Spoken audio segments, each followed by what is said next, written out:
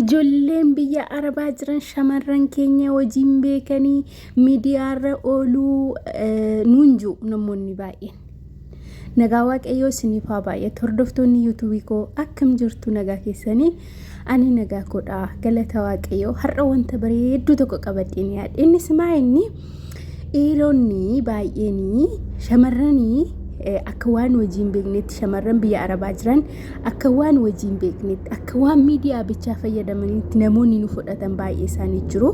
Asumarraan ifama sagalee galaa jiruuf xiyyaara waan ta'eef jechuudha. Ani har'a maalidha? Shamarran biyya arabaa jirtu gootaan jedha. Gootaa dhugaa waaqaa kan akka shamarran biyya arabaatti anaatiin na boonsuu hin jiru. Yeroo tokko taa'ee gaafan ilaalu shamarran biyya arabaa kuni waan isheen hin goone hin jirtu. Waan isheen hin hojjenne hin jirtu. Waan isheen hin jijjiirre hin jirtu. Dhugaa rabbiidha.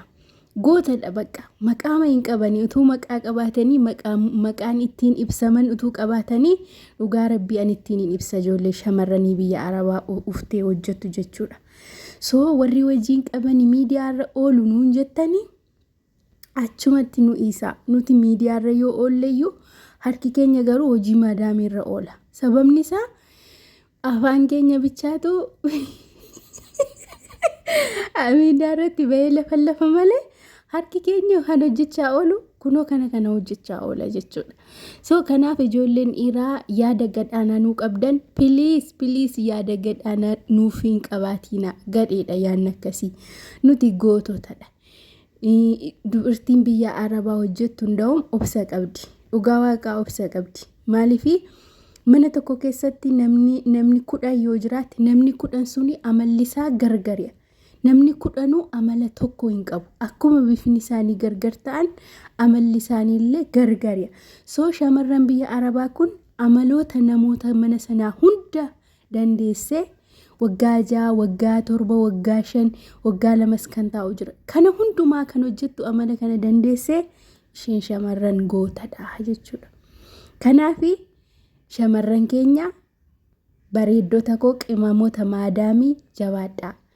Har'a gatii baastanii dadhabdanii akka kana gaafa hojjettan guyyaa tokko moo waaqayyoommoo isin gargaaree isinis biyya keessan galtanii milkooftanii akkasuma nama qacarattanii hojjechiifachuu dandeessu jechuudha. Sana gochuuf immoo obsi nu barbaachisa waan ta'eef mana jirru keessatti obsa qabaachuu qabnaa jechuudha.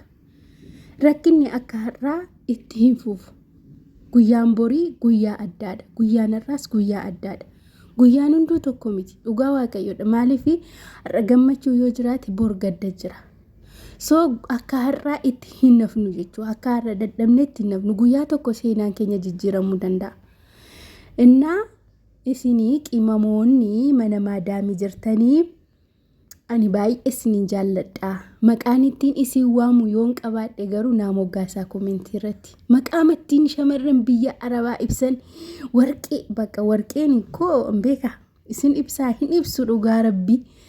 Ani bakka maqaan ittiin isin waamu dhabee dhugaa rabbii keessattuu ji'oota ramadaanaa keessa akka hojii nutti baay'atu beektu. Sana hundumaa dandeessee rakkina sana hundumaa dandeessee I don't know. Akka keenya jira je'ee yaadu waan hundumaaf iyyuu namoonni yaada gadhaanaa nuu qabaattanii dhiisaa warri yaada gadhaanaa qabdanii isiniin jedha. Galatoomaa laayikii godhaa.